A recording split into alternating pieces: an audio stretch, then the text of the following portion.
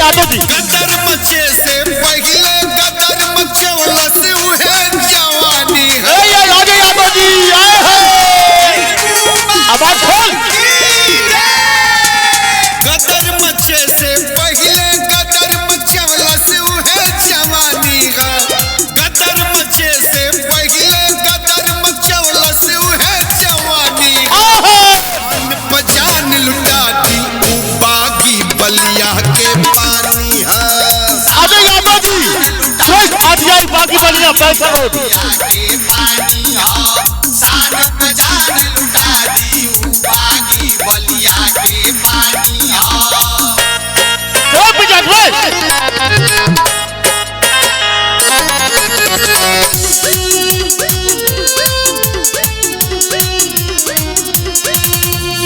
मार धड़ाधड़ गोली। क्या बात है अजय मास्टर साहब, अजय यादव जी, सुरेश एटीआई बसरो बागी बलिया। मन में धर्म ध्वजा लहरा दिहले।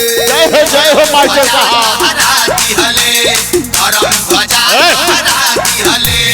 मार धड़ाधड़ गोली अंग्रेजन के साथ चेता दिहले। अच्छा 1857 में धर्म ध्वजा लहरा दिहले।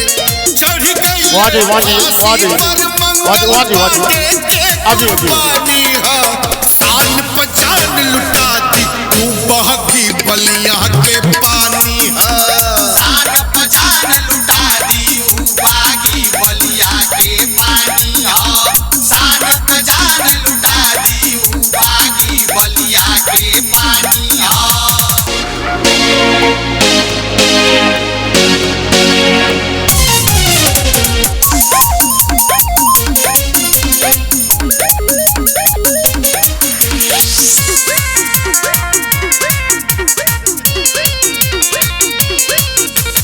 चलल फिरंगी भाग यहाँ से जबनी के बेदीन भइल।